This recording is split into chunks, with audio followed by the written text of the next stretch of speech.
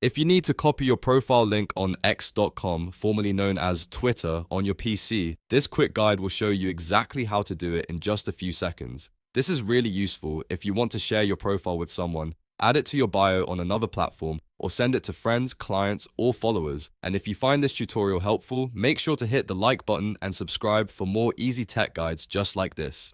Alright, let's get into it.